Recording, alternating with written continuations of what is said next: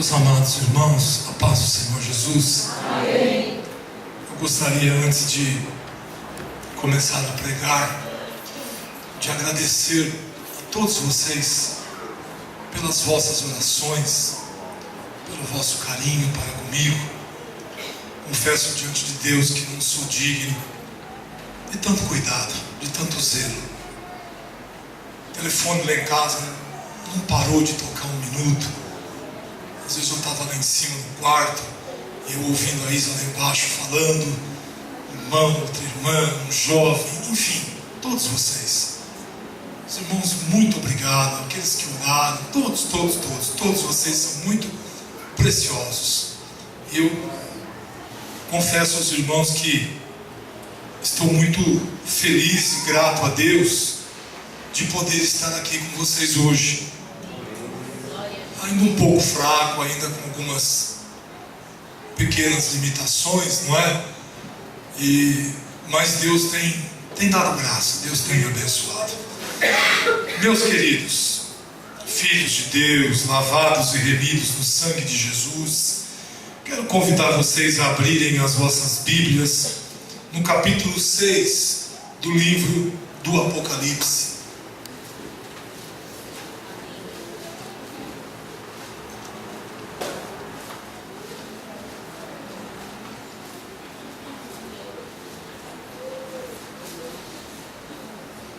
Quem era para estar pregando aqui era o pastor Ariovaldo Ramos, mas que por questões de saúde foi proibido pelo médico de pregar durante todo esse segundo semestre.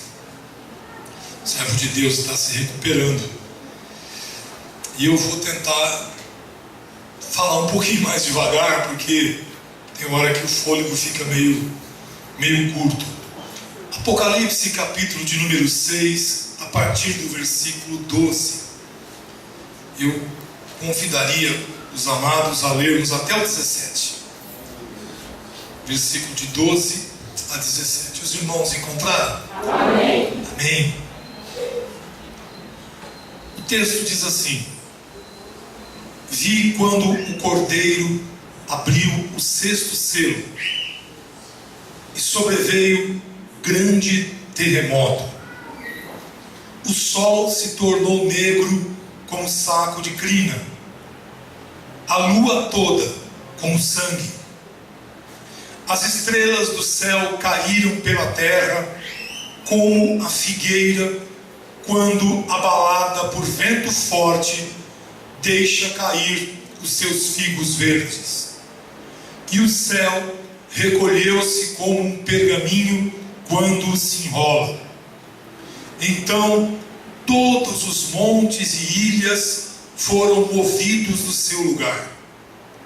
Os reis da terra, os grandes, os comandantes, os ricos, os poderosos e todo escravo e todo livre se esconderam nas cavernas e nos penhascos dos montes, e disseram aos montes e aos rochedos: caí sobre nós, e escondei-nos da face daquele que se assenta no trono e da ira do Cordeiro, porque chegou o grande dia da ira deles. E quem é que pode suster-se? Que o Senhor possa nos abençoar mais uma vez com a sua palavra. Queiram assentar-se, por favor. Queridos, o tema que me foi dado para falar é sobre a condição, a situação dos perdidos, a situação dos desviados, a situação daqueles que não conhecem a Jesus ainda. E esse texto, ele nos mostra um momento extremamente sombrio, o momento mais terrível que a humanidade haverá de enfrentar. Esse texto nos fala dos perdidos diante do dia do juízo final. Diante do dia ou do momento que antecederá o juízo final. O texto fala claramente aqui, porque chegou o grande dia da ira deles, da ira do Cordeiro, da ira de Deus. E o texto nos mostra que pessoas representando vários segmentos da sociedade, desde os maiores aos menores, eles vão procurar se esconder nos penhascos, nos rochedos, e vão pedir para esses penhascos e rochedos: caiam sobre nós, nos matem, porque chegou o grande dia da ira de Deus e do Cordeiro. Quem poderá suster-se? É a palavra de Deus que está dizendo isso. Quem poderá aguentar um dia desse? Quem poderá suportar um momento desse? O texto nos mostra, queridos, que um pouco antes desse dia acontecer, um pouco antes do dia do juízo final, o mundo há de ser sacudido por uma catástrofe de proporções jamais vistas. O mundo há de ser sacudido por tragédias, por abalos que jamais se viram. Nós temos que nos lembrar de uma coisa: que este momento é o momento em que o livro que somente o Cordeiro foi achado digno de abrir os selos, o livro que traz o desenrolar da história final da humanidade, ele está sendo aberto por Jesus. É o Cordeiro que está fazendo isso. O versículo 12, João, ele diz: vi quando o Cordeiro abriu o sexto selo. Mas é interessante que, se nós olharmos e vermos cada um destes selos, nós vamos perceber que a situação ela vai se agravando a cada selo que vai sendo aberto. O texto nos fala sobre o primeiro selo, que ele é simbolizado por um cavalo branco e pelo seu cavaleiro com um arco. Esse primeiro selo não representa Jesus. Esse primeiro selo representa a pregação do Evangelho. Mas é importante a gente entender por que é que esse primeiro selo está sendo aqui colocado como o primeiro de uma sequência. Porque a pregação do Evangelho, ela tanto traz salvação, como ela também traz juízo. Este tipo de pregação que a gente ouve hoje, que entroniza o homem e põe Jesus de lado, só fala em bênção. Diz que a pregação do Evangelho é bênção, é maravilha, é verdade. Ainda que essa bênção é entendida de forma errada, porque a pregação do Evangelho é bênção para a salvação. E é essa a finalidade da pregação do Evangelho: que o homem chegue ao conhecimento do Senhor e seja salvo. Mas a pregação do Evangelho também é o anúncio deste dia, do dia do juízo de Deus. Essa é uma parte que nós não gostamos de ouvir. Incrível. É incrível, queridos, como a igreja hoje não gosta mais de ouvir as verdades profundas da Bíblia. Mas ela gosta de ouvir aquilo que lhe faz bem, que ela quer ouvir. Mas nós estamos chegando a esse tempo. Nós já estamos vivendo o princípio das dores. Deixe bem claro isso para você. Nós já estamos vivendo o princípio das dores. Nós não estamos num período de oba-oba. Nós estamos vivendo o princípio das dores, aonde o próprio Jesus comparou esses dias como os dias de Noé, quando os homens casavam-se, davam-se em casamento, não estavam nem um pouco preocupados com o que Deus estava fazendo. Eu quero dizer a você, querido, que nós não estamos caminhando na marcha ou no ritmo de homem algum, mas toda a história está se desenrolando sob a soberania de Deus. E na soberania de Deus, nós já entramos no princípio das dores. Nós já entramos. Então, o primeiro selo, a pregação do Evangelho, trazendo salvação para os que ainda não foram salvos e juízo para aqueles que rejeitaram. O segundo selo, a Bíblia nos fala, é sobre guerras, representado aqui por um cavalo vermelho. Durante muitos anos se pensou que fosse o comunismo. Não, são guerras de forma generalizada. Guerras civis, guerras entre países. E eu não vou perder tempo citando aqui, que basta você ler diariamente o jornal, ligar o rádio ou a televisão e você vai ver. O terceiro selo nos fala de fome. E ele aqui nos é representado com um cavalo preto e o cavaleiro com uma balança na mão. Meu amado, há milhões de pessoas passando fome no mundo. Passando fome no mundo. E essa fome se agrava a cada dia mais, em vários lugares. O quarto selo nos fala de pestes. Pestes aqui podem ser enfermidades, ou qualquer tipo de mal que traga destruição à raça humana. Qualquer tipo de epidemia. Parece que quase que surge uma a cada vez. Parece que toda hora tem um anúncio de uma epidemia mais grave. Se há algum tempo a AIDS foi algo horroroso, parece-me que para nós hoje a AIDS não é mais nada. Existem doenças surgindo a cada momento que não se sabe nem de onde vem. O quinto selo nos fala dos martírios, das perseguições.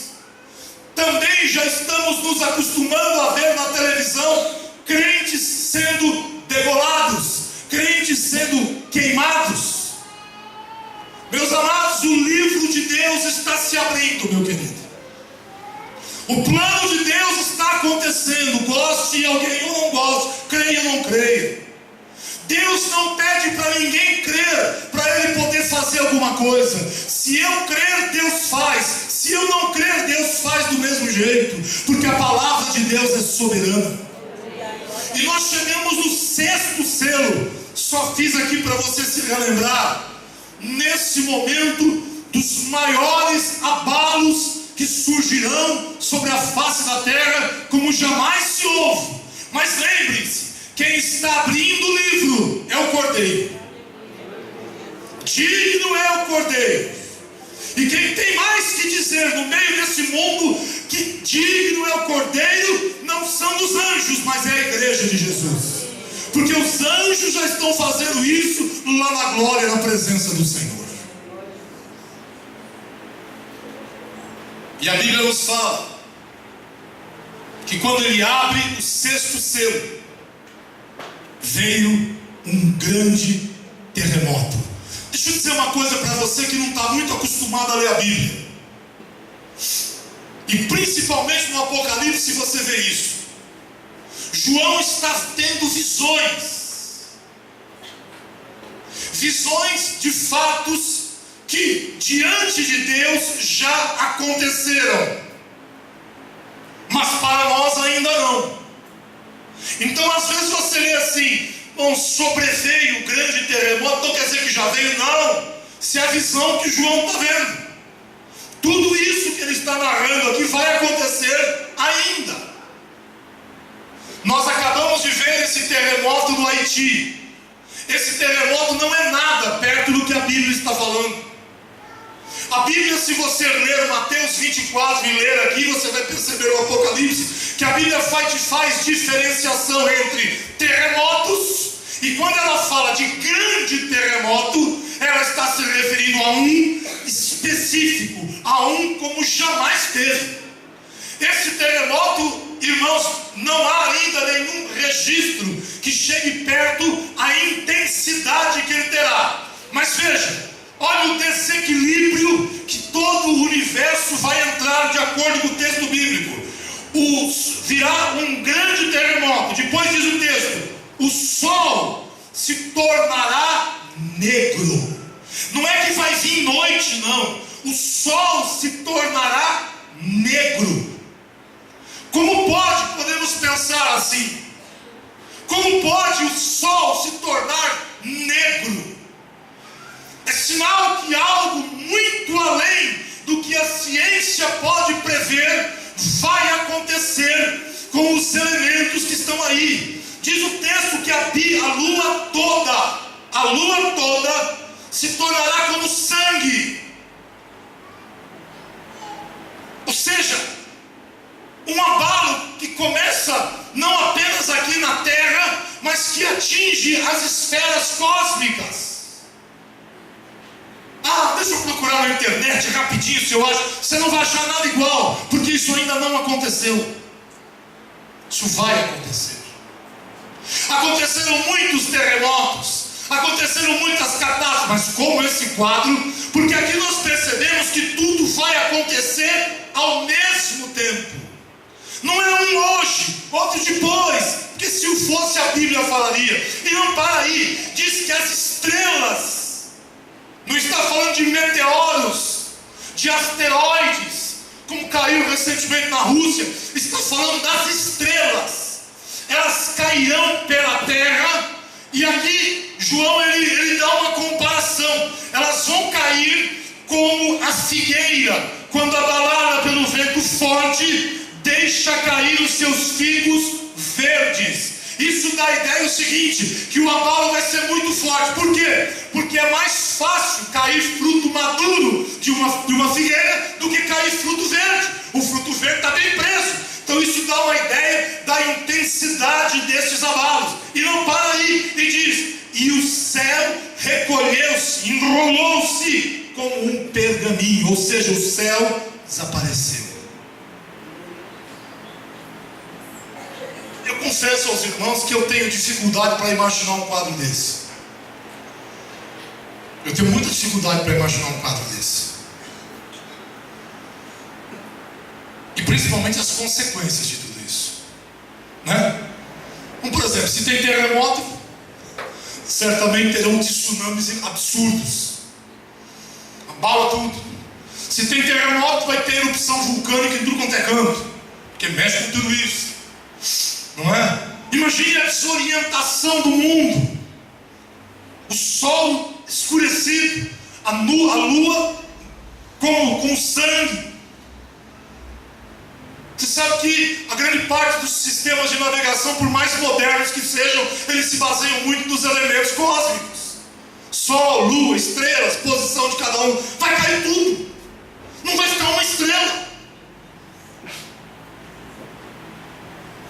Eu fico pensando, irmãos, quais serão as notícias neste dia que sairão nos jornais. Eu fico pensando, irmãos, esses incrédulos, esses ateus, ou esses crentes desviados, que vivem pondo dúvida na palavra de Deus, o que dirão neste dia? Porque esse dia virá. E não sou eu que garanto isso. Quem garante isso é o Cordeiro. Agora, que todo esse abalo vai produzir uma desorganização, uma desorientação mundial em larga escala, vai. Como é que você sabe disso? Porque o texto está falando. O texto está dizendo: os reis da terra, os grandes, os comandantes, os ricos, os poderosos e todo escravo e livre, ou seja, todo e qualquer camada ou hierarquia social vai sentir esse abalo. E não vai sentir apenas, olha, tem um terremoto ali, olha, caiu uma estrela colar, e olha o sol como ficou, e não. Pelo que a gente percebe na leitura simples do texto, reis, grandes, comandantes, ricos, poderosos, escravos, livres, eles serão tomados de um pavor de igual forma absurdo. Por quê? Porque a Bíblia diz no versículo 15, no finalzinho, se esconderam nas cavernas. João está vendo tudo isso. E nos penhascos dos montes. Então, de uma coisa a gente já percebe: haverá uma fuga em massa dos grandes centros, das grandes cidades, dos lugares onde as pessoas se sentem mais protegidas. Eles todos, independente se tem dinheirinho ou se não tem dinheirinho, independente se é presidente da república ou é uma pessoa simples como eu e você, fugirão e procurarão refúgio nos montes e nos rochedos. Essa fuga não é a fuga de quem está em plena condição de equilíbrio emocional, em plena condição de entender alguma coisa. É fuga de quem está diante de um pavor jamais visto. Por quê? Porque eles vão procurar se esconder nestes lugares, e nestes lugares eles vão pedir a morte.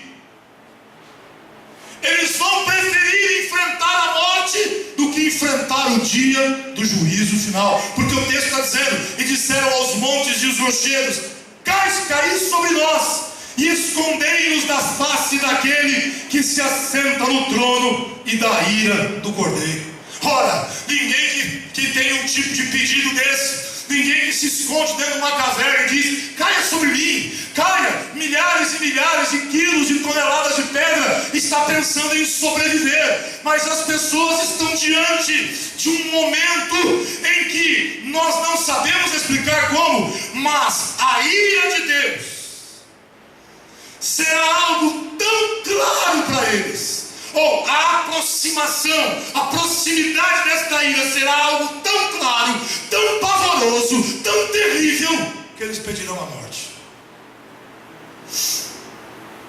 Caiu sobre nós, nos matem, para que a gente não fique e nos esconda daquele que se assenta no trono, Deus, e da ira do Cordeiro. Eu sei que hoje nós pregadores somos zombados, somos ridicularizados, somos tudo, de toda e qualquer forma, jogados como se nós fôssemos um lixo da sociedade. Mas tem um detalhe: a palavra de Deus, ela é verdade para nós. E se não for para você, ela continua sendo verdade. João está vendo algo que vai acontecer, mas que diante da soberania de Deus já aconteceu.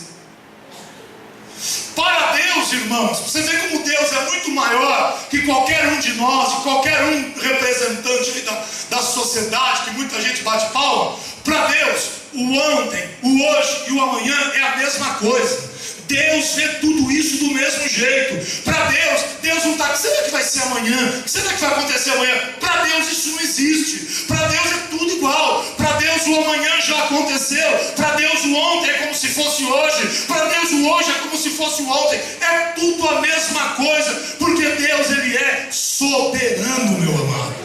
Tudo está diante dos olhos dele. Tudo. Agora, talvez você esteja se perguntando: se tudo isso vai acontecer antes do juízo final, como é que vai ser esse dia do juízo final? Então dá uma olhadinha em Apocalipse 20.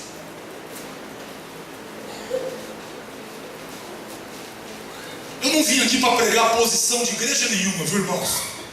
Eu sou pregador da Bíblia. Eu não estou preocupado com o que igreja A, B, C, D pensa a respeito de tudo isso. Estou preocupado em pregar a Bíblia, mais nada. Porque eu não me arrisco a a querer ser doutor de nada. Eu quero só pregar a palavra do Senhor conforme Deus colocou no meu coração. No Apocalipse 20, versículo 11, aqui nos fala deste dia. Então, para você se situar no tempo, primeiro, ao abrir do sexto selo, uma catástrofe terrível, anunciando a chegada desse dia. Agora nós vamos ver o dia. Diz aí Apocalipse capítulo 20, verso 11: vi um grande trono branco, e aquele que nele se assenta. Olhe bem o que diz aí o texto. Se você puder fazer esse favor para você mesmo, olhe para a Bíblia. Leia a Bíblia. Olha só essa expressão: de cuja presença fugiram a terra e o céu. Bate ou não bate com o que a gente acabou de ler em Apocalipse 6? Está percebendo? Fugiram a terra e o céu, e não se achou lugar para eles. Então a primeira visão que João tem no dia do juízo final é do trono e daquele que está sentado no trono. A visão se estende, diz assim, e essa é outra coisa que você precisa lembrar: vi também os mortos. Olha o que diz em seguida: os grandes e os pequenos. Lembra lá o Apocalipse 6? Reis, poderosos e escravos, livres, grandes e pequenos, em pé diante do trono. Então se abriram livros. Ainda outro livro, o livro da vida, foi aberto, e os mortos foram julgados segundo as suas obras. Lembre-se o que está escrito aí: os mortos foram julgados segundo as suas obras, conforme o que se achava escrito nos livros. O verso 13 diz, meus irmãos: deu o mar os mortos que nele estavam. A morte e o além entregaram os mortos que neles havia, e foram julgados um por um, segundo as suas obras. Então a morte e o inferno foram lançados para dentro do lago de fogo. Esta é a segunda morte, o lago de fogo. E se alguém não foi achado inscrito no livro da vida, esse foi lançado para dentro do lago de fogo. Sabe o que me chama a atenção nesse texto? Que João só vê mortos. João não vê vivo nenhum. João só vê mortos. Você percebeu aí? Chamei até a sua atenção para isso. Por que João só vê mortos? Por que João não vê os vivos? E quem são esses vivos?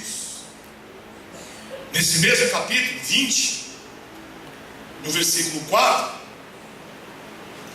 a Bíblia nos fala novamente uma visão que João está tendo da parte de Deus.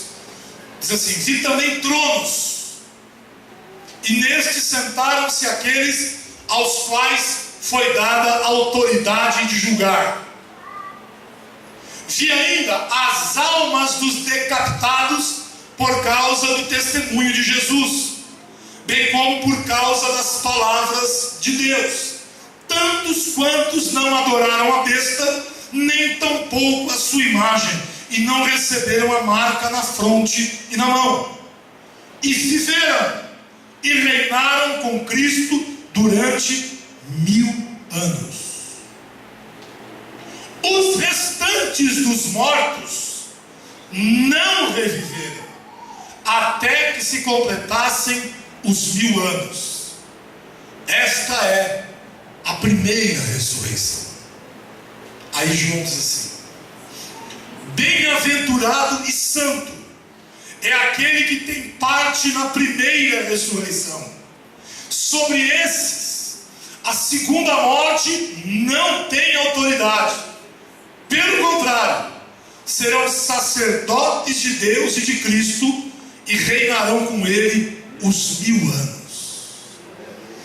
Quem quem são esses mortos que João vê e que não ressuscitam do mesmo jeito que o versículo 4 mostra? Estes mortos que estarão diante do Senhor e que serão lançados no lago de fogo são todos os desviados e todas as pessoas que rejeitaram Jesus. Como é que você sabe disso? Porque eles não tiveram parte na primeira ressurreição. Só vai ter parte na primeira ressurreição a igreja. Se você entende essa primeira ressurreição como aceitar Jesus, ou se você crê no milênio, é outra questão. Esse não é o problema agora. Quando João vê tronos e nestes sentados aqueles aos quais foi dada a autoridade de julgar, João está falando da igreja de Jesus. Por isso que Paulo lá em 1 Coríntios 6 nos fala que nós não podemos levar os irmãos perante juízes da terra, porque nós julgaremos as nações. Então João está vendo dois grupos da igreja aqui. Primeiro, aqueles que morreram em Cristo e aqueles que virão do tempo do martírio, aqueles que vão ser mortos por causa do testemunho. Esses dois grupos, se eu posso dizer assim, eu tenho medo de falar em grupo quando você fala do Apocalipse. Esses dois grupos, a Bíblia diz que eles viverão. Ainda que estejam mortos, viverão. Você já ouviu isso alguma vez? Você já ouviu alguém falar isso alguma vez? Quem foi que falou isso? O Cordeiro, Jesus. Então João, ele vê a igreja ressurreta. João vê o cumprimento de 1 Coríntios 15. Onde está a morte, a tua vitória? João está contemplando isso. Mas João também vê aqueles que não tiveram parte na primeira ressurreição. Pastor, mas ele não fala do livro da vida? Fala. Eu vejo nisso como Deus é justo até o fim. Estão abertos, estão aqui os mortos. Todos aqueles que rejeitaram Jesus, todos aqueles que não quiseram saber de Cristo, os desviados, estão tudo diante dele. Vão ser julgados agora pelas suas obras. Nós não somos julgados primeiramente pelas nossas obras. Nós somos julgados pela justiça que está sobre nós, que é o sangue do Cordeiro Jesus. A condição da igreja é outra, absolutamente diferente. E por favor, eu espero que não tenha ninguém aqui que acredite que Israel vai ter um tratamento separado. Vai ter tratamento separado nenhum, querido. Tudo Deus encerrou em Cristo. E é em Cristo que nasce o novo homem, como fala em Efésios capítulo 2, do verso 11 em diante. Mas voltando aqui, João está vendo os perdidos. João está vendo que o destino deles vai ser no lago de enxofre, a segunda morte. Estão mortos em primeiro lugar por causa do pecado, e agora porque vão amargar a perdição, a condenação eterna. Não tem jeito. Os livros com todos os seus atos estão abertos, e o livro da vida também está aberto. Mas veja, João no versículo 11 em diante, ele não fala em momento algum de ninguém que havia ressuscitado. Ele não fala da igreja, ele fala dos mortos.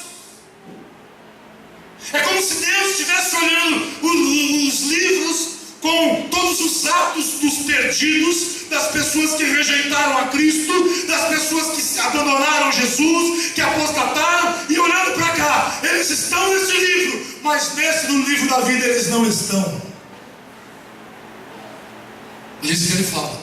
E se alguém não foi achado inscrito no livro da vida, esse foi lançado para dentro do lago de fogo. E como ele mesmo disse, essa é a segunda morte. Tudo isso é um tempo que vai se cumprir ainda. Mas eu quero chamar a sua atenção, e a minha também, para o fato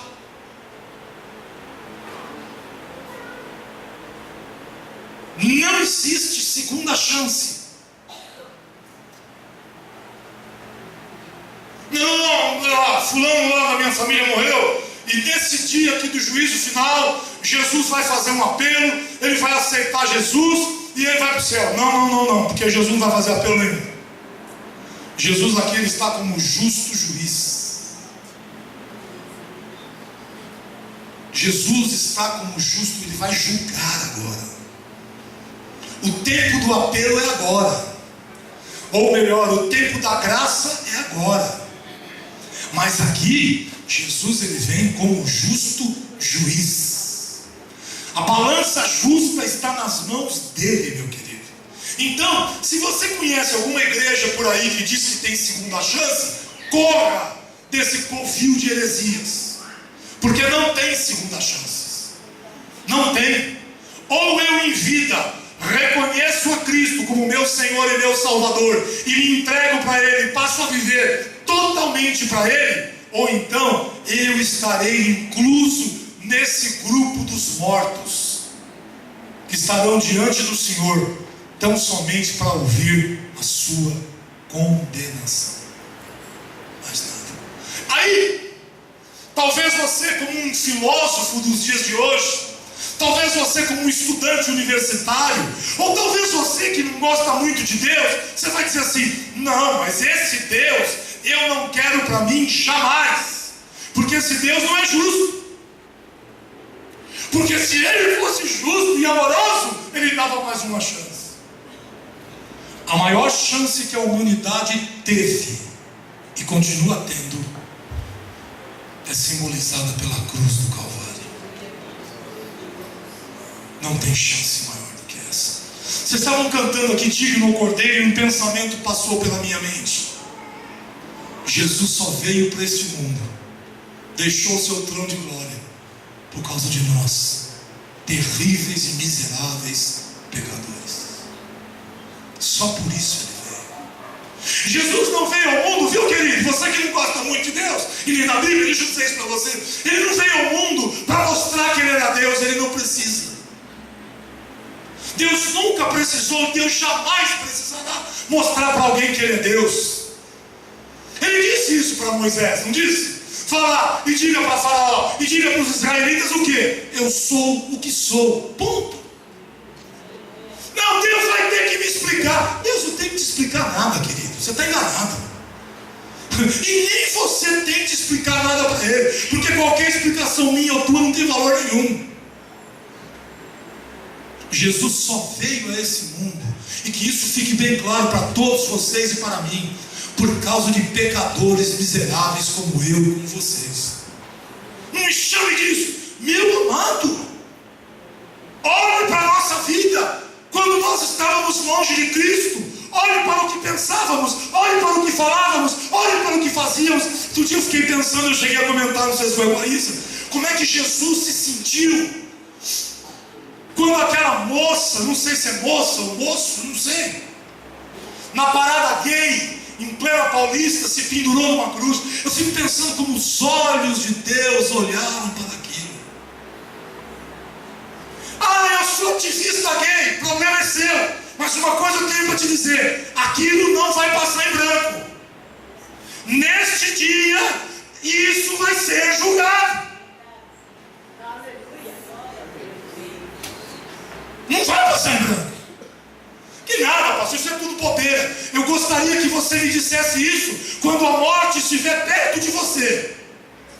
Quando você começar a sentir as dores da morte e você começar a perceber que você não vai para o céu, eu gostaria que você me dissesse que tudo que está escrito nesse livro é besteira. Porque a coisa que pobre e que rico diz, sabe qual é? No final, quando começa a sentir a morte por perto, é saber para onde ele vai depois daquele momento. Mas louvado seja Deus pela tua vida, cujo nome está escrito no livro da vida. A morte não te assusta mais, porque você sabe o que Jesus disse para você e para mim: eu vou preparar lugar e logo, logo eu virei buscá-los para mim. Louvado seja o nome do Senhor.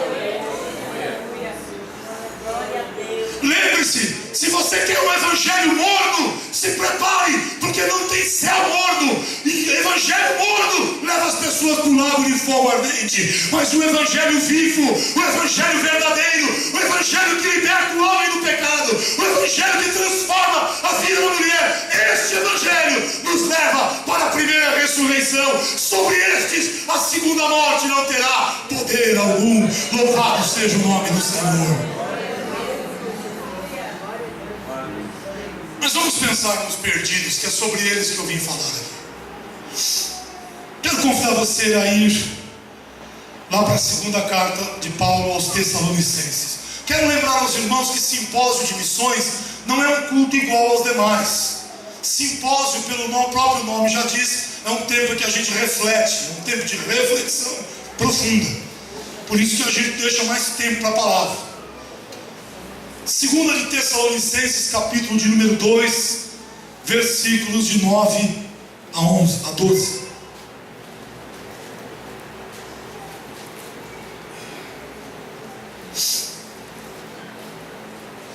Esse texto está falando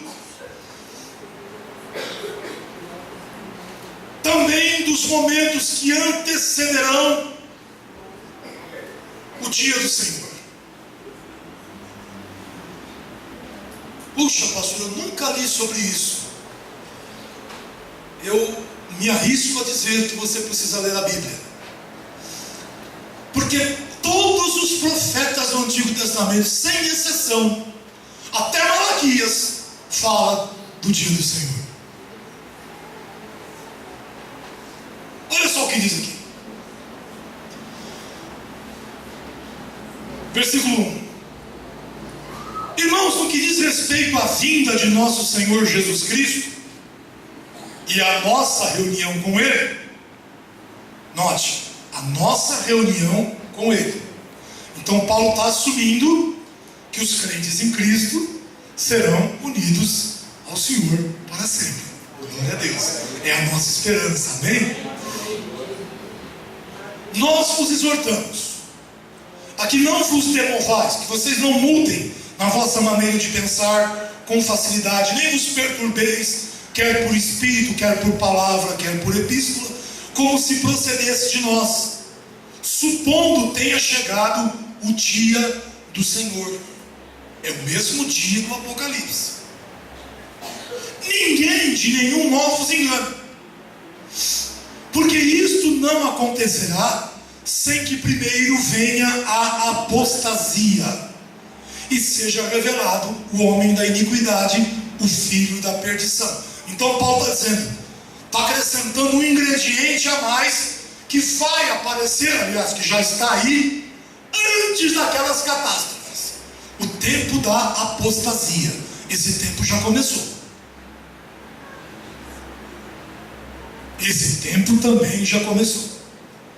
Porque, irmãos,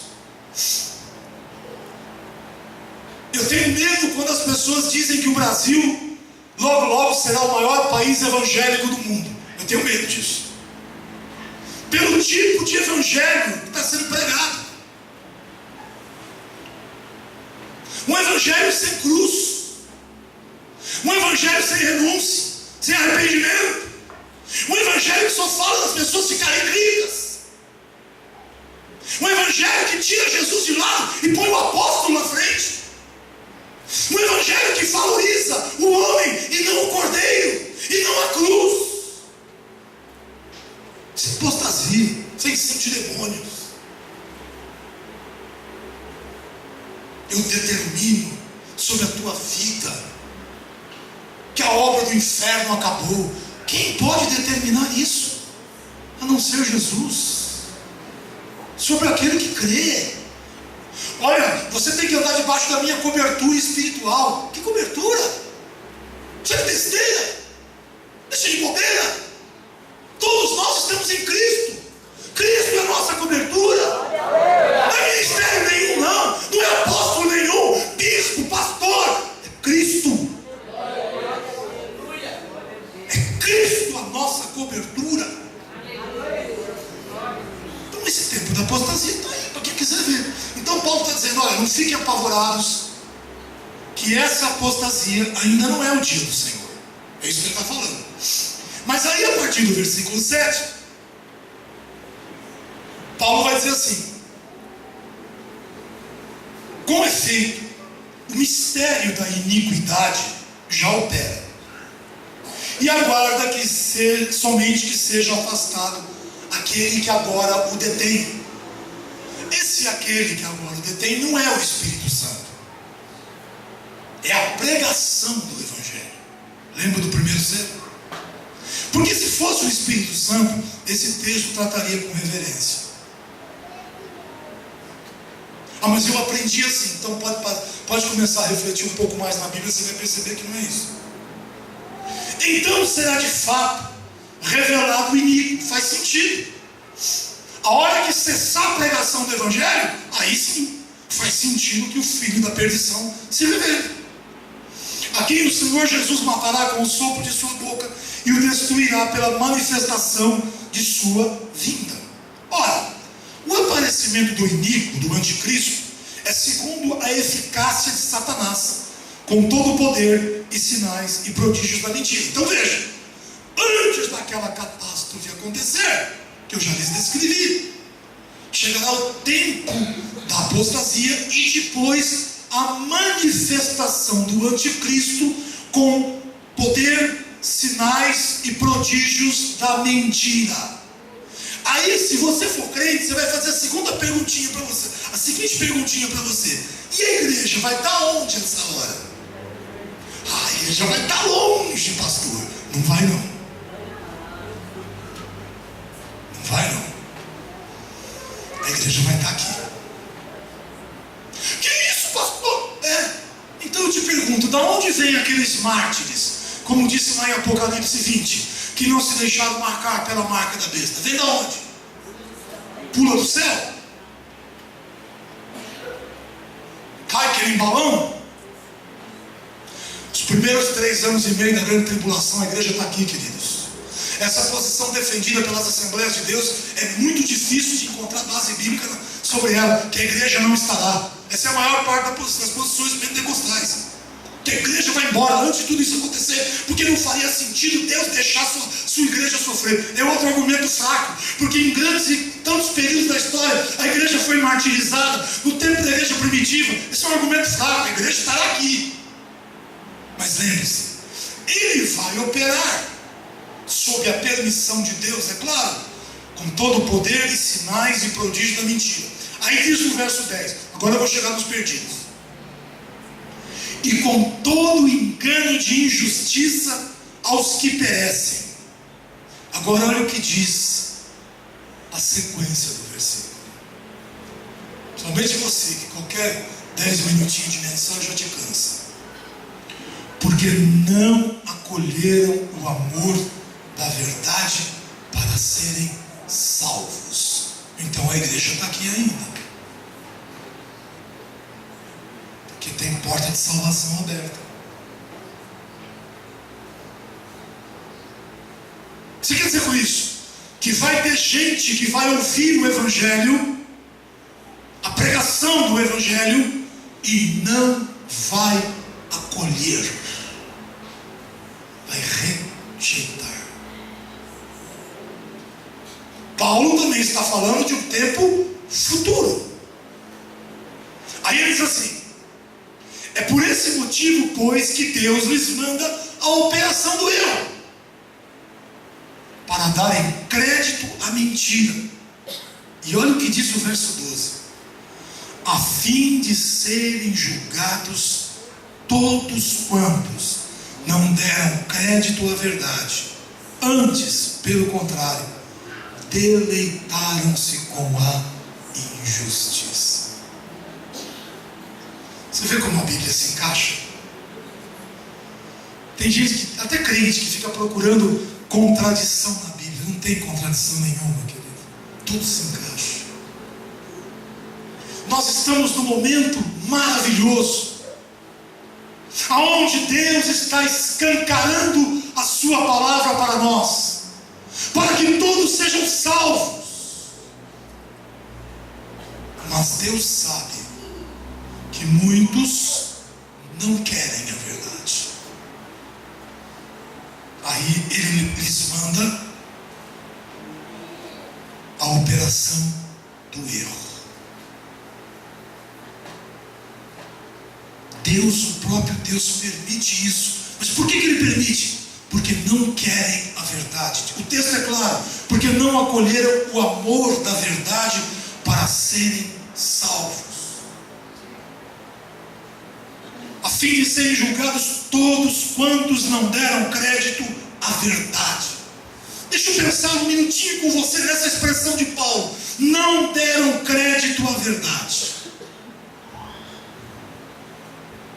É muito comum, principalmente se você for aquele tipo de gente desconfiada, que quando alguém vem contar algo para você, você olha e fala assim: ah, isso não deve ser assim não, isso não deve ser verdade.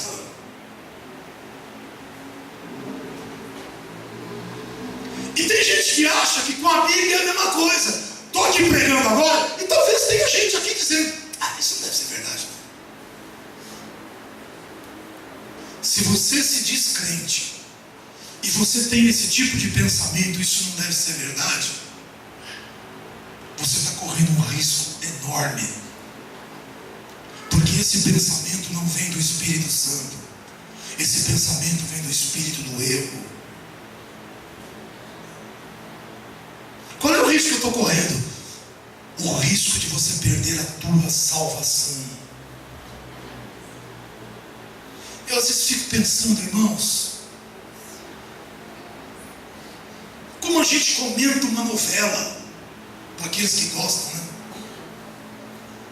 Como a gente comenta um filme, como a gente recomenda um filme, quando a gente recomenda isso, recomenda aquilo. Mas quando nós estamos na igreja ouvindo a palavra, nós estamos, será que é verdade? Quando às vezes uma música mundana, você vira e fala para os amigos incrédulos, né? Claro, um crente de verdade você não vai falar nunca, porque você já sabe o que você vai ouvir. Mas para aqueles que eram incrédulos, aqueles crentes meia boca, olha a letra dessa música, lindíssima, não é? Mas quando é a Bíblia, radical, né? Nossa, precisava falar que eu sou miserável. É melhor você ouvir de mim e se arrepender do que você ouvir de Jesus naquele dia. Então você está na bênção por enquanto. Você está na bênção, nós estamos na bênção. É um pregador que está falando para você. O duro é chegar, o próprio Deus falando isso para você. Ou para mim. Todos quantos não deram crédito à verdade, antes, pelo contrário, deleitaram-se, quer dizer assim, olha, se alegraram sobremaneira, gostaram demais da injustiça. Esses são os mortos que João viu lá no final. Não acolheram o amor da verdade para serem salvos, deram crédito à mentira, deleitaram-se com a injustiça. Você sabe que às vezes eu ouço o crente falar assim: ah, pastor, de vez em quando um pecadinho não é gostoso?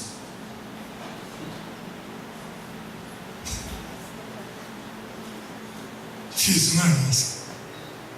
Até gostoso, né, pastor? A gente sai da rotina. Cuidado com essa saída da rotina, viu? Você sai de uma, você pode entrar na outra. Você sai de uma que é um caminho santo, você pode entrar numa outra que é um caminho de condenação. Então, os perdidos, os desviados, são os mortos que João vê lá no juízo final, aos quais não será dada nenhuma chance. Por quê? Porque a chance está sendo dada agora. Aquele é o momento de deferir isso, do juiz deferir a sentença, proferir, obrigado. Jesus ali, ele não vai ficar, estamos aqui na corte do céu, Satanás desse lado, Jesus desse, Satanás o promotor de justiça, Jesus o advogado de defesa do crentinho, e Deus aqui para julgar. Isso é bobeira, gente. Sabe por quê? Porque naquele dia do julgamento, eu vou contar uma história para você que é tão verdadeira, querido, que seria bom que você abrisse os seus olhos. Apocalipse 20:10 diz que o diabo não tem como assumir posição nenhuma nesse julgamento. Sabe por quê? Porque diz assim: o diabo, o sedutor deles, foi lançado para dentro do lago de fogo e enxofre, aonde já se encontram não só a besta, como também o falso profeta, e serão atormentados de dia e de noite, pelos séculos dos séculos. Então não vai ter tribunal, o diabo de um lado, Jesus do outro, e Deus para julgar. Não, Jesus aqui está julgando, ele vai proferir a sentença.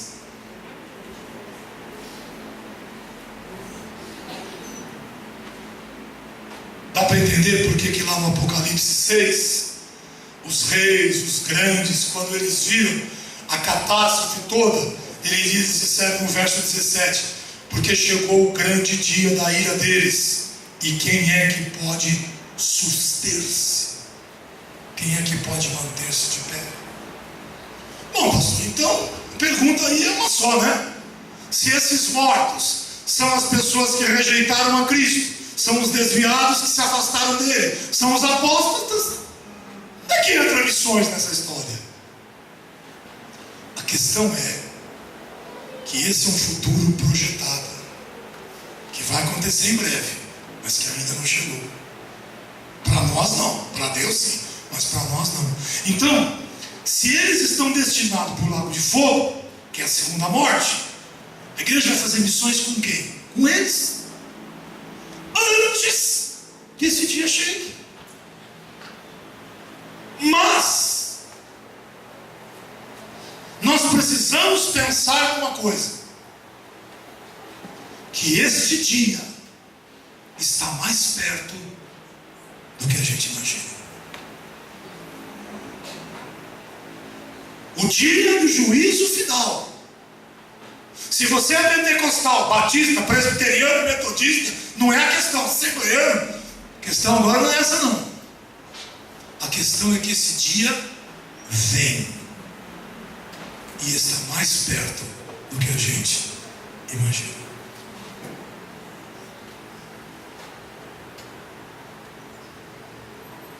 O que você quer dizer com isso?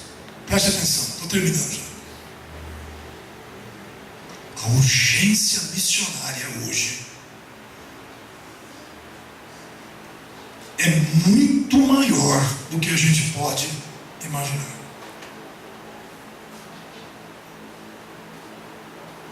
Porque se de um lado existem tantos meios de comunicação, de outro, o que se está pregando não é o Evangelho. Todo dia tem um blog novo. Todo dia tem não sei o que, não sei esses nomes que se dão aí, lá para você entrar no YouTube e ler e ouvir. E de 100, você pega 1 ou 2 que está pregando o Evangelho. A maioria está pregando heresia. É o avanço da apostasia.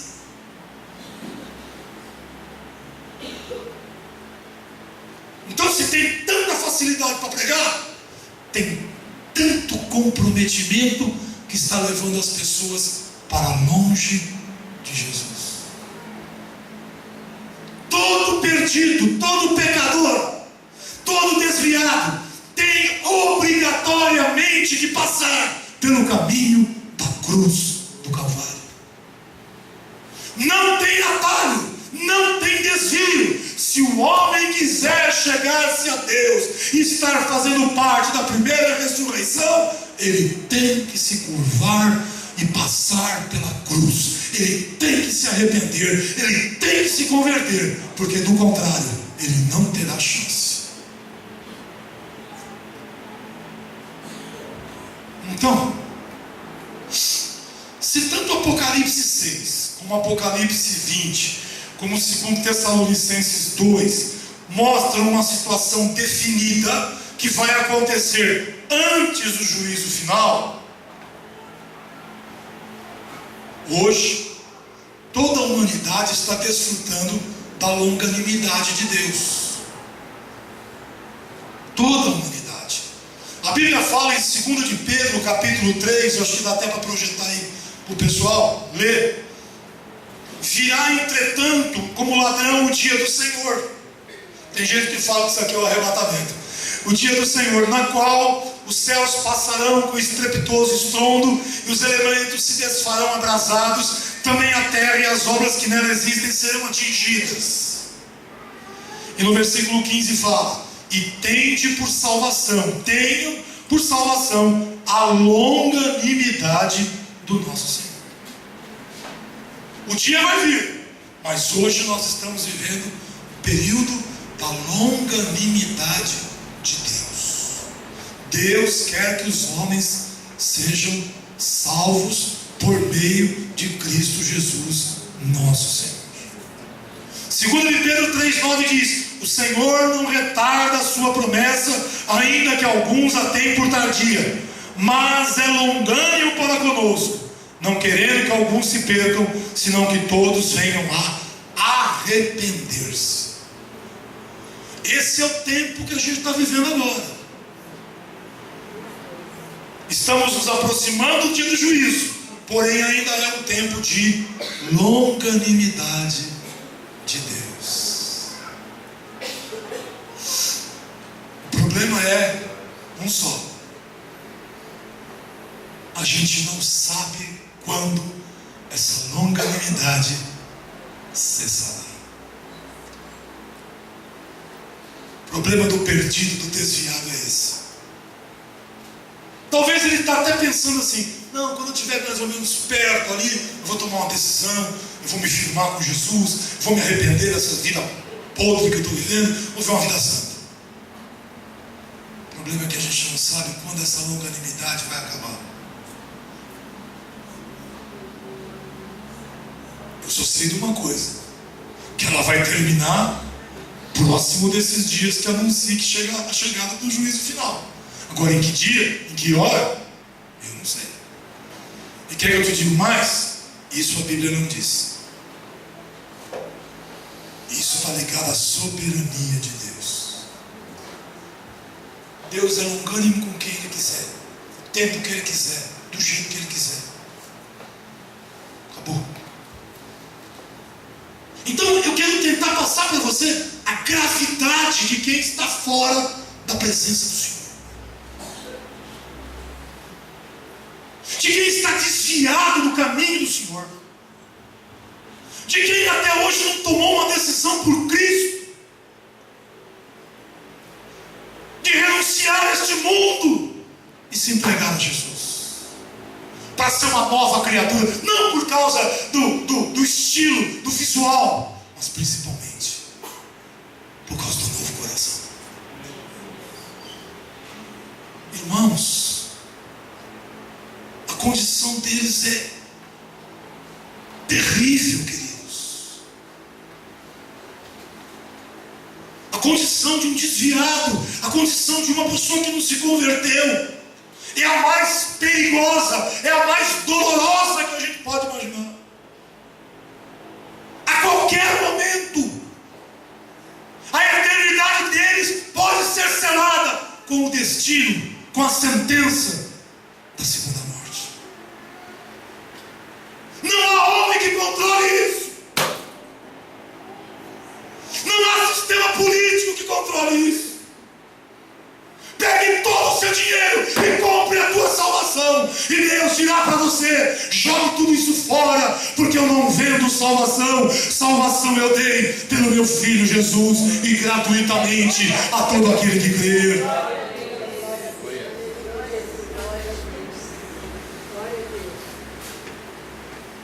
A Elisângela estava falando para mim ontem, essa filha querida.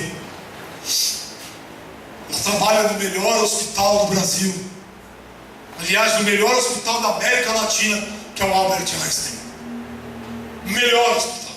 Tudo de bom que você imaginar ela tem. E a maioria dos pacientes são pessoas riquíssimas. Eu estava me dizendo que um paciente ficou tão contente com o tratamento que o médico deu para ele, que ele mandou fazer um estetoscópio de ouro e deu para o médico. O outro deu um carro para o outro médico, no valor de quase 300 mil reais, tão contente que ficou. Mas ela também estava me dizendo o desespero deles quando a morte vem chegando. Quando você não adianta passar cartão, não adianta dizer que você tem 30 bilhões no banco, não adianta mais nada. Isso pode vir a qualquer hora, para qualquer pessoa, mas o salvo em Cristo, a condição dele é outra.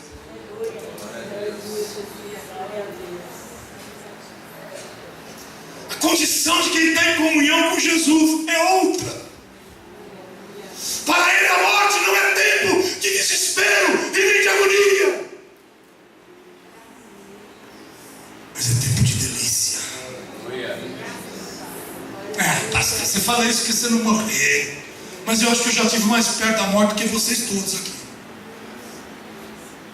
E eu posso dizer para você, como a presença do Cordeiro faz toda a diferença. Toda a diferença. Como Jesus, Ele é Senhor da vida e da morte. Como as coisas com seus filhos só acontecem quando Ele permite. Que não tem essa de diabo vir fazer o que Ele quiser conosco, não. Quando o sangue do Cordeiro está sobre uma vida, aquela vida tem dono. Aquela vida pertence ao Deus vivo e todo-poderoso.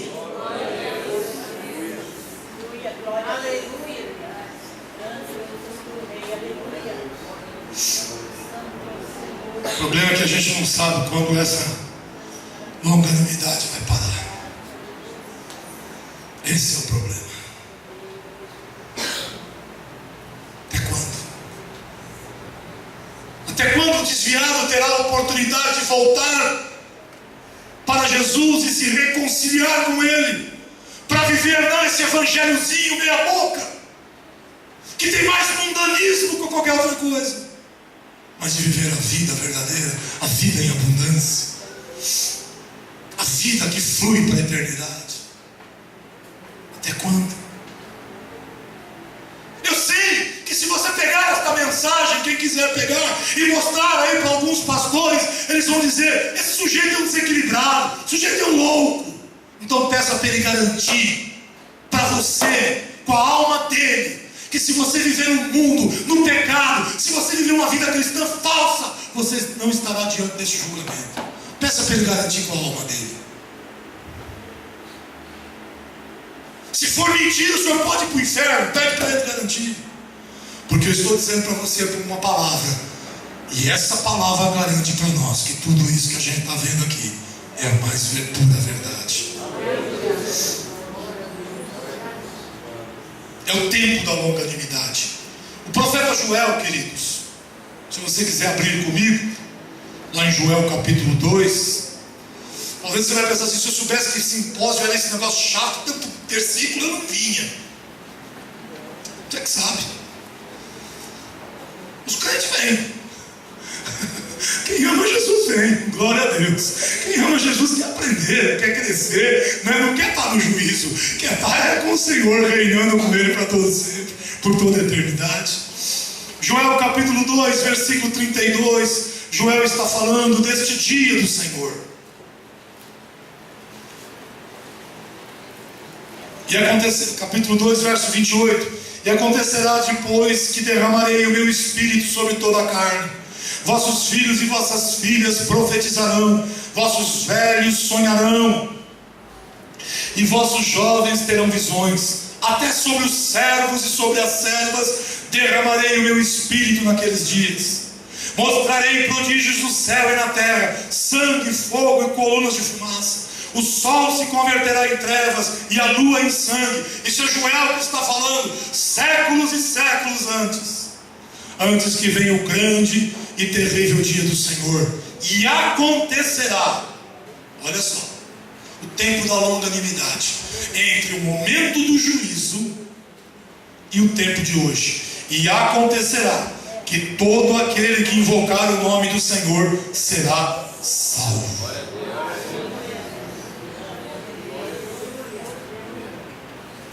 Esse é o tempo da longanimidade que nós estamos vivendo ainda, mas não vai durar muito. Amém? Amém. Então, irmãos, nós precisamos precisamos tomar consciência do nosso papel como igreja em relação à obra missionária. Nós não temos outra escolha a não ser fazer missões. Nós não temos outro projeto a não ser fazer missões. Nós não temos. Eu sei que tem gente aí inventando tanta coisa, mas a igreja de Cristo não tem outro compromisso nessa reta final a não ser anunciar que Ele é o Senhor, e que todo aquele que ouvir se arrependa e se converta para que possa ser salvo. Tem outro. A gravidade é terrível. João no capítulo 3, no verso 36, João nos diz bem claro isso. João diz assim: por isso, quem crê no Filho tem a vida eterna.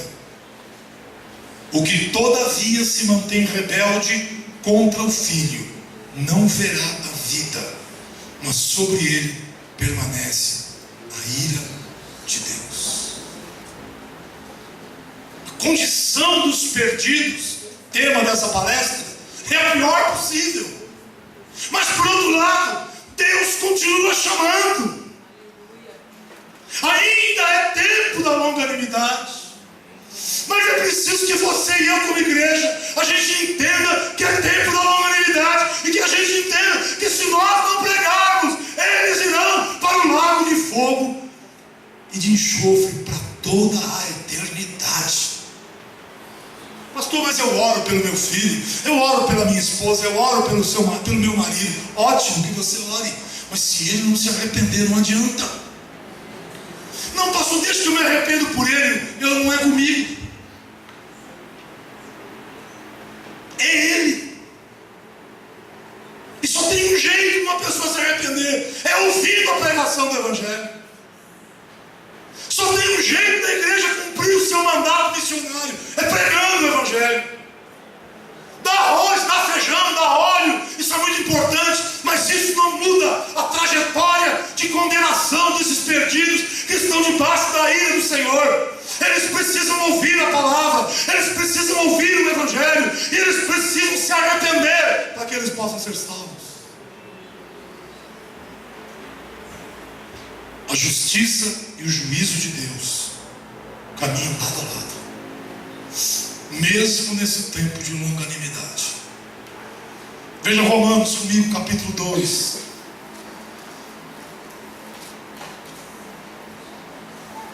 Romanos capítulo 2, a partir do versículo 3.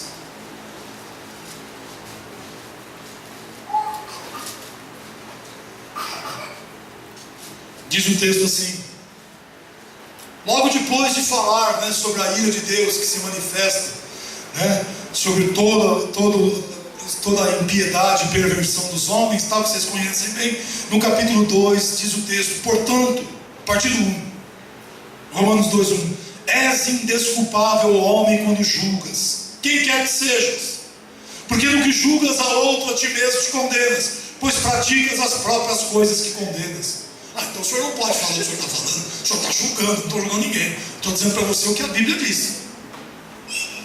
Quem vai julgar não sou eu. Você já viu quem é que vai julgar. Seguindo, bem sabemos que o juízo de Deus é segundo a verdade, portanto não é emocional, não é situacional, não é comprado, contra os que praticam tais coisas. Essa listinha que tem aí em Romanos 1, do 18 em diante. Tu, homem, que condenas os que praticam tais coisas e fazes as mesmas, pensas que te livrarás do juízo de Deus? Isso aqui é para os hipócritas.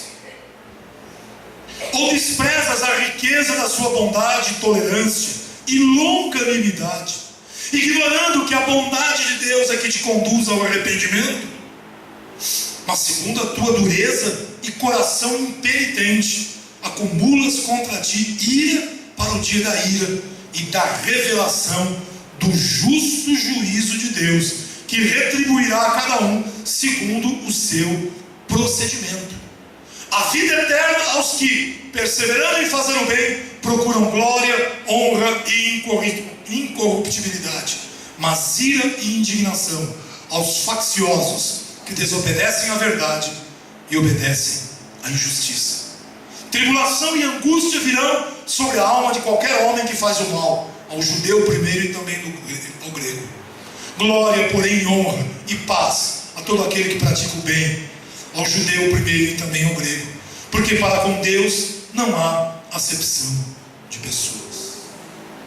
Então não é por Jesus fazendo bem. Obviamente que o fazendo bem aqui retrata a vida em Cristo, não é, irmãos? Obviamente isso. Nós que lemos a Bíblia sabemos disso. Então, o que a igreja tem que fazer, pastor? Diante dessa realidade terrível dos pecadores. A igreja tem que ter duas atitudes. Duas coisas bem claras. A primeira delas, discernimento. E a segunda delas, atitude. Abra sua Bíblia em Romanos, eu já vou terminar. Romanos, capítulo de número 10.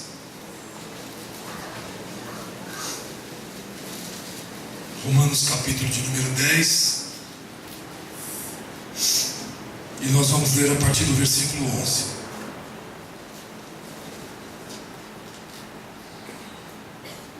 Aliás, eu vou ler o 10 também para vocês terem um entendimento melhor.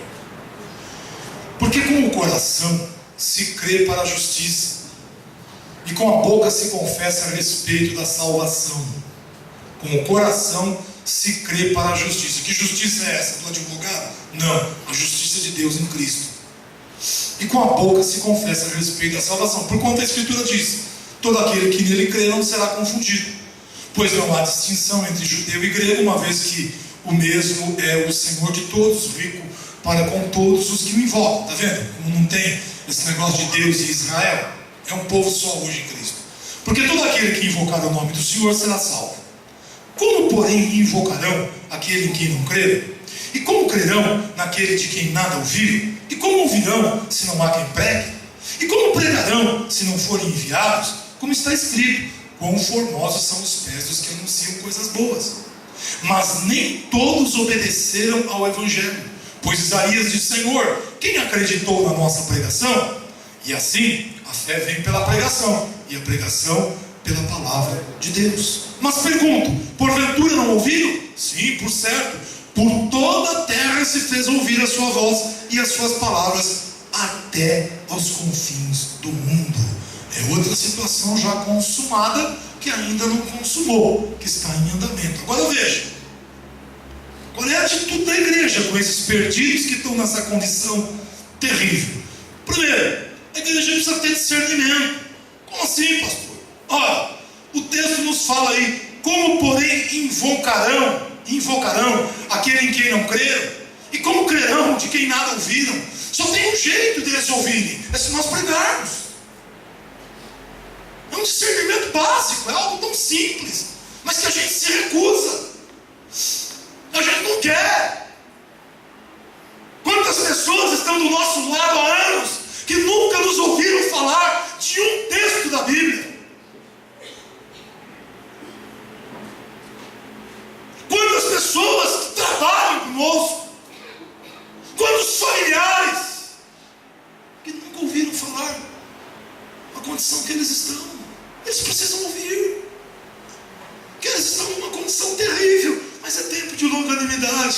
Todo aquele que crê será salvo.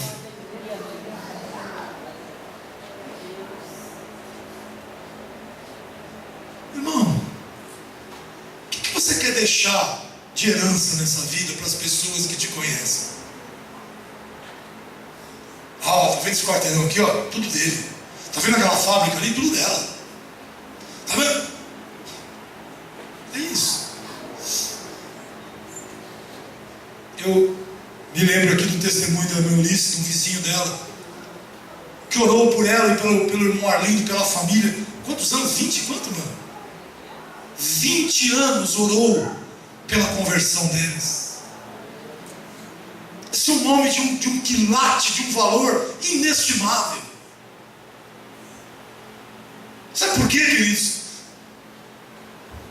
A mensagem do Evangelho alcançou o irmão Arlindo, alcançou o irmão Eunice, alcançou o Joel, alcançou Fátima, alcançou o Rafael, alcançou Rose, E através de Rose, quantas vidas já não foram alcançadas?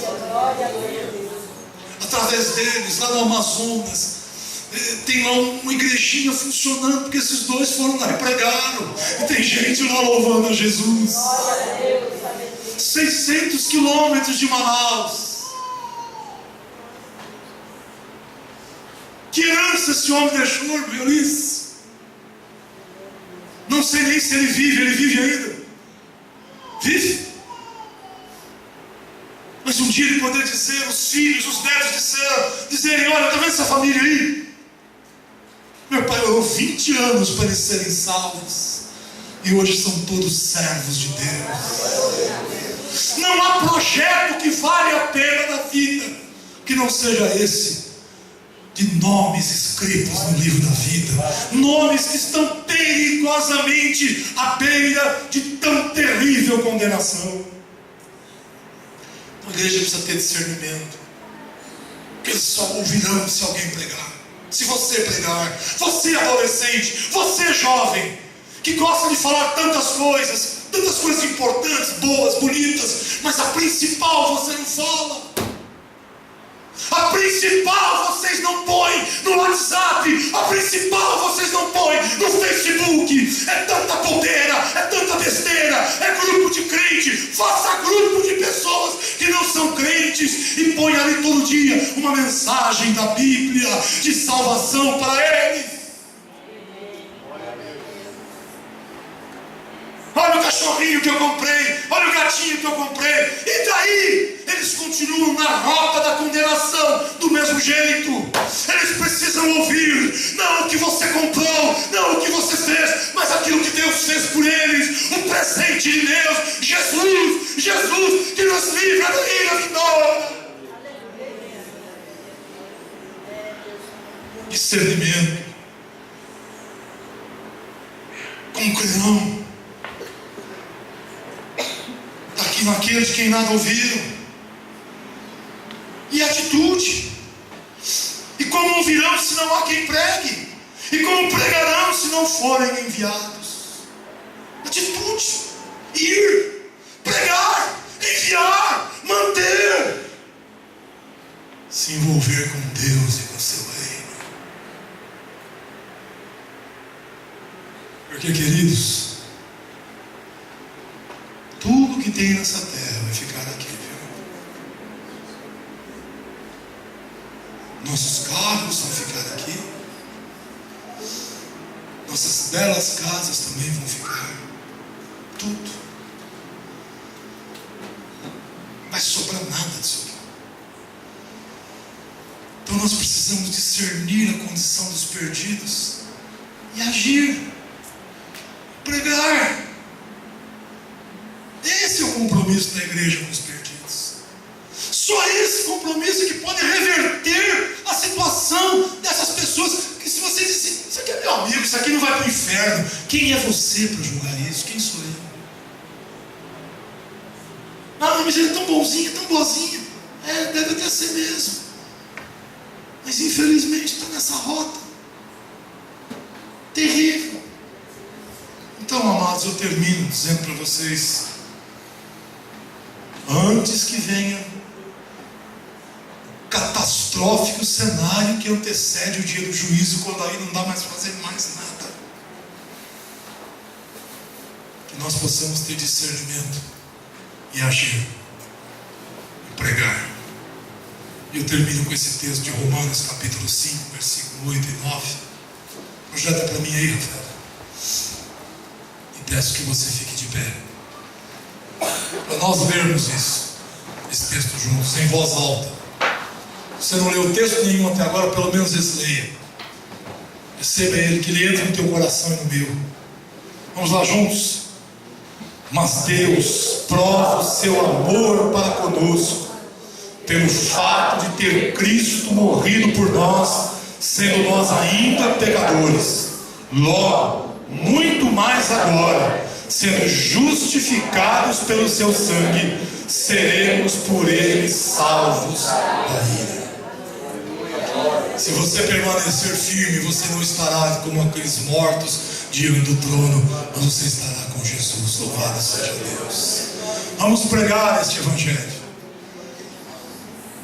Mas para a gente pregar, meu irmão, a gente precisa estar firme. Leve a sério este sangue que me livrou e que te livrou da ira de Deus. Ele é mais importante que o seu emprego, ele é mais importante que a sua família, ele é mais importante que qualquer coisa na face dessa terra. Jesus morreu por mim quando eu era um pecador, derramou o seu sangue como prova da sua justiça, para que eu fosse salvo e salvo desse terrível dia, quando Deus virá julgar toda a humanidade. E a igreja estará com Ele para a glória de Jesus. Que você esteja com Jesus, que nós estejamos com Jesus, queridos. Mas depende do que nós vivemos hoje, depende do que nós fazemos hoje, depende do que nós somos hoje, para a glória do Senhor. Vamos orar que Deus possa nos abençoar com a sua bendita palavra. Pegue na mão de quem está ao seu lado, sem brincadeiras, sem conversas agora, em nome de Jesus. Em nome de Jesus, em nome de Jesus. Você vai orar primeiro pela tua vida, querido. Eu vou orar primeiro pela minha vida. Como é que está a nossa vida diante de Deus? Como é que está a nossa caminhada diante do Senhor? Será que nós estamos do lado daqueles que reinarão com Jesus? Ou nós estamos do lado daqueles, queridos, que se não for a longanimidade do Senhor nos dias atuais vão se perder? Vamos orar ao Senhor neste momento, para que Deus nos dê compromisso com essa palavra que nos foi dada por Ele nesta noite. Pai, eu oro em primeiro lugar pela minha vida, Pai. Do que adianta, Senhor, eu carregar um título de pastor? Do que adianta, Senhor, eu carregar, ó Deus amado, uma posição diante dos homens, se eu perder a posição que Jesus me deu, por amor, por sacrifício santo diante do Senhor? Senhor, me ajuda, Senhor, a viver esta palavra. Me ajuda, Senhor Deus, a ter discernimento. Me ajuda, Deus, a ter atitude para com os perdidos. Mas me ajuda a permanecer firme, Pai. Firme numa vida de santidade, firme numa vida de retidão e de compromisso com o Senhor. Oh Pai querido, em nome de Jesus, abre os nossos ouvidos, abre os nossos olhos, para percebermos, Pai, que o tempo está se remindo, Pai, que os dias estão correndo rapidamente, que este grande dia está se aproximando, Pai, que esse tempo da longanimidade está se esgotando. É tempo da tua igreja pregar, é tempo da tua igreja fazer de missões o seu maior projeto de existência, o seu maior projeto de dedicação, o seu maior compromisso na face da terra. É tempo de nós percebermos, Pai, que os perdidos estão na pior, Pai, das situações, na pior das condições.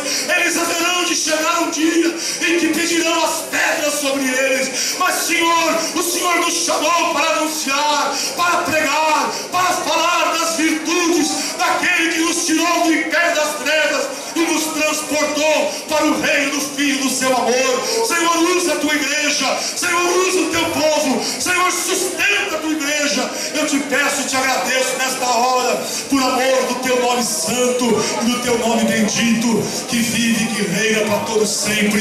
Obrigado pela tua palavra. Que esta palavra traga compromisso ao meu coração. Que esta palavra traga compromisso ao coração do meu irmão e da minha irmã. Que nós sejamos a igreja perseverante, a igreja triunfante, a igreja que não caminha, Pai, nos modismos desta época, a igreja que não caminha, Pai, ó Deus, na carnalidade desse mundo, mas a igreja que caminha em santidade, em retidão, em temor ao Senhor. Eu te peço, Senhor, agradecido desde já, para a glória do Senhor, pela tua palavra, por ter podido estar aqui com a tua igreja, pela tua misericórdia, pela tua bondade, pelo teu amor e pela tua graça.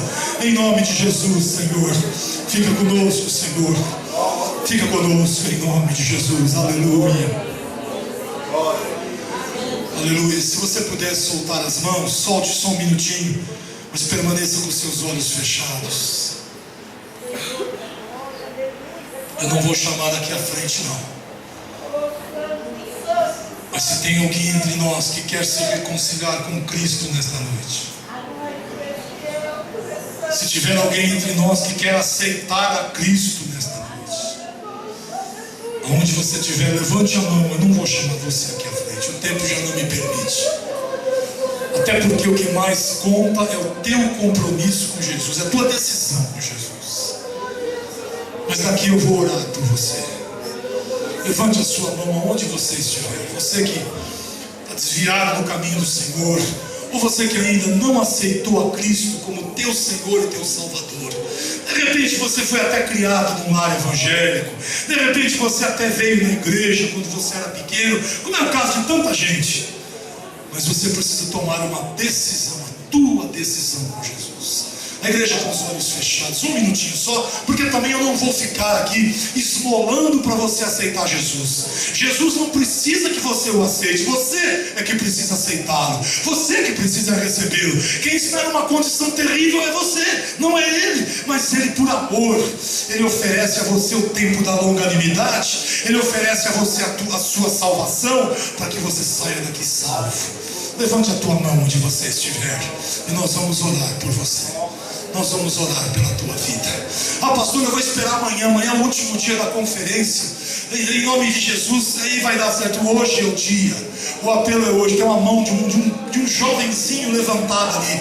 Quem mais nesta noite vai entregar a sua vida a Jesus? Levante a mão, eu não estou vendo onde estiver essa vida amada. Isso, minha querida, para eu poder ver você. Louvado seja Deus, mais uma vida amada ali, para a glória de Deus. Quem mais nesta noite vai se reconciliar? Tem gente aqui dentro precisando reconciliar com Jesus. Reconcilia nessa noite, recebe essa oração com muito carinho no teu coração. Aleluia. Eu queria pedir a essas vidas que estão com as mãos levantadas, que tivesse alguém perto deles para orar com eles. Alguém perto deles aí para orar com eles, em nome de Jesus. Em nome de Jesus, rápido, não pode perder tempo. Essa hora não é hora de ficar perdendo tempo. A igreja fica aí quietinha agora, não saia, não ande, não corra, não deixa ninguém correr agora, não deixa ninguém andar agora, por favor, que esse é um momento, querido, precioso demais. Aleluia. A igreja se alegra, querido, de saber que tem mãos levantadas, que tem mãos se entregando a Jesus nessa noite, que tem vida agora aqui que os pecados estão sendo perdoados, que tem vida agora que toda a obra do diabo está sendo destruída, que tem vida agora que o Espírito Santo está entrando no coração. Aleluia, aleluia. Aqui no meio, Débora, aqui ó, em nome de Jesus, aleluia, aleluia. Vamos orar, igreja. Oh, aleluia. Deus de toda misericórdia, Deus de toda compaixão, eu te peço neste momento por essas vidas que estenderam suas mãos, que levantaram suas mãos. Senhor, perdoa seus pecados. Senhor, destrói toda obra do mal, toda obra maligna, todo vício, toda escravidão do pecado. Ó Senhor, escreve esses nomes agora no livro da vida do Cordeiro, Pai. Ó Senhor, que o teu Espírito Santo passe a habitar em seus corações, que eles possam sentir o teu amor, que eles possam sentir a tua grandeza, ó Deus, a tua misericórdia, a tua graça, que eles vivam para todos sempre, para ti. É o que eu te peço agradecido, para a glória do Pai, para a glória do Filho e para a glória do Espírito Santo de Deus. Amém e amém, Jesus. Abrace essas vidas amadas, abrace, olha, criança aceitando Jesus. Tem gente que diz assim, esse negócio de criança aceitar Jesus é mentira. Que mentira o quê? Você não sabe de nada, meu irmão. Jesus é maravilhoso e é glorioso, aleluia, Jesus. Que bênção. Eu vou passar a direção para Débora, né? Você, né, Débora? Porque hoje eu só sou pregador convidado. É tão bom ser pregador convidado, sabe por quê? Você pode falar tudo que tem para falar. Não foi o pastor da igreja que pregou hoje, foi o pregador convidado. Estava escrito aqui. Foi o gestor nacional de missões que pregou. Não fui eu, não foi o pastor. Mas irmãos, eu estou feliz no Senhor. Mandelmira, Deus tem coisa para fazer, querida, que os nossos olhos não viram ainda, querida. Viu? Não vimos ainda. Nós já vimos tanta coisa linda no Senhor, mas não vimos. Vai ver mais ainda. Vocês creem nisso, queridos? Coisas lindas do Senhor. Mas a mais linda de todas é que vai acontecer na hora que esses céus se abrirem. Ele vem. Você pode estar passando a luta que for na tua vida, mas há uma esperança maior que essa luta. Jesus vem aí para a glória de Deus. Glória a Deus.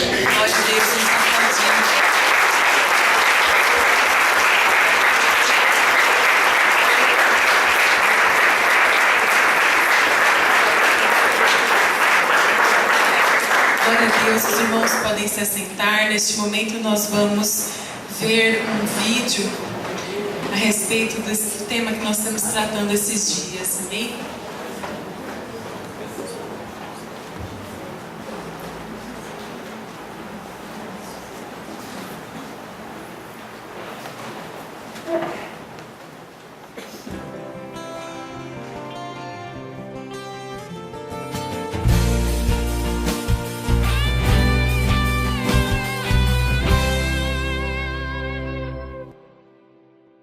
Missionário, eu gosto muito de biografias missionárias. Eu sei que alguns irmãos também gostam. E um dos missionários que mais chama a minha atenção, é um dos missionários mais famosos aí dos últimos 60 anos, é um homem chamado Jim Elliot. Este Jim Elliot, ele foi usado por Deus tremendamente entre a tribo Auca no Equador na década de 50.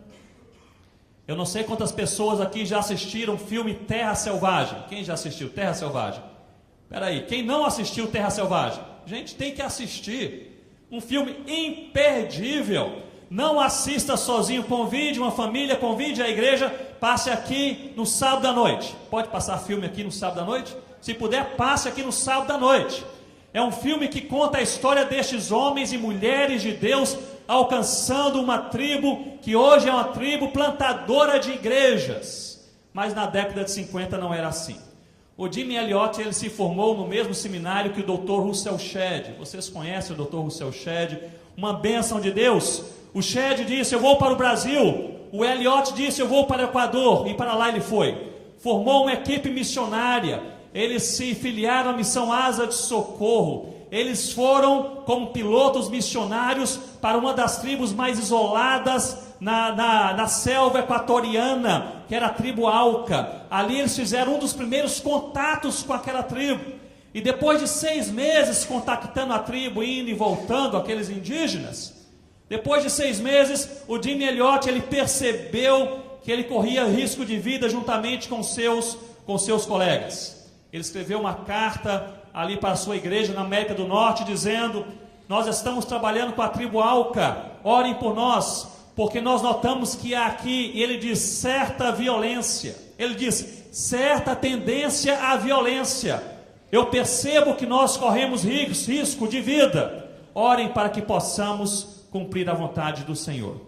A igreja na América do Norte entrou em polvorosa, porque eles amavam Jim Elliot. Apesar de ser bem jovenzinho, era um missionário, um pastor que inspirava a igreja local. Os presbíteros da sua igreja escrevem a ele uma carta dizendo: volte imediatamente. Nós não queremos que você morra nessa selva.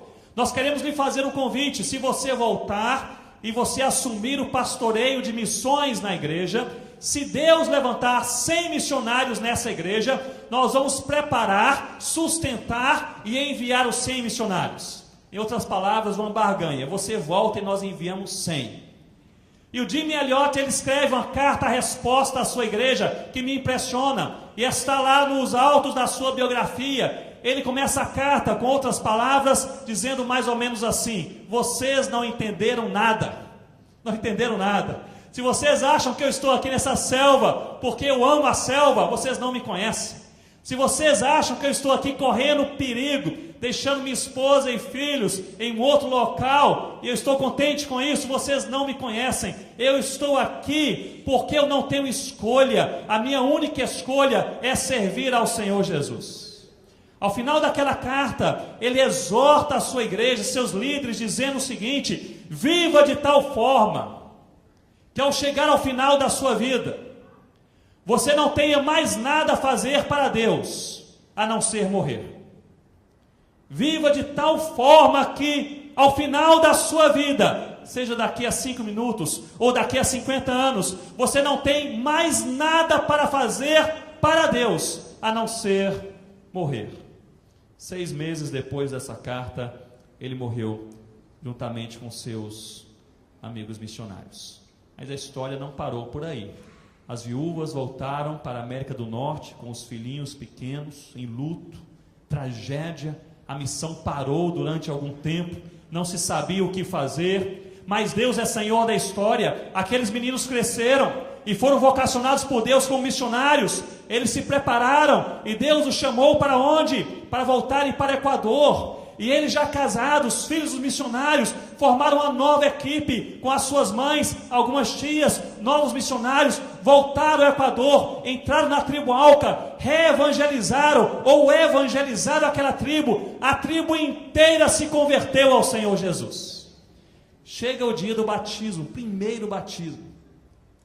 O missionário, filho de um desses que foram mortos, flechados, no início daquele trabalho, o filho desse missionário, ele se aproxima do indígena para batizá-lo no rio. E quando se prepara para batizá-lo, o indígena segura o missionário pelo seu braço direito e diz: antes que você me batize, eu quero lhe confessar uma coisa. Fui eu que flechei o seu pai. Fui eu que matei o seu pai aqui na beira desse rio. Aquele missionário jovem derrama lágrimas, mas abraça o indígena e diz: nós fomos igualmente lavados pelo sangue do Cordeiro. Batiza aquele indígena, batiza aquela aldeia, o povo se converte. A tribo Auca hoje é uma das tribos mais missionárias de toda aquela região. Já plantou dezenas de igrejas, não apenas no seu próprio povo, mas em tribos vizinhas. E tudo isso, meus irmãos, porque um homem entendeu na década de 50, que ser crente não é um passeio no parque, que ser crente não é uma questão de preferência, de estilo, de escolha. Ser crente é obediência a Deus, é obediência a Cristo. Ser crente é lançar a semente mesmo quando se está cansado. Com esta convicção, Deus me deu um alforje, uma sacola, uma bolsa cheia de sementes. Eu não quero partir sem lançá-las todas. Esta convicção é uma convicção determinante para as nossas vidas e para o propósito de Deus na nossa caminhada.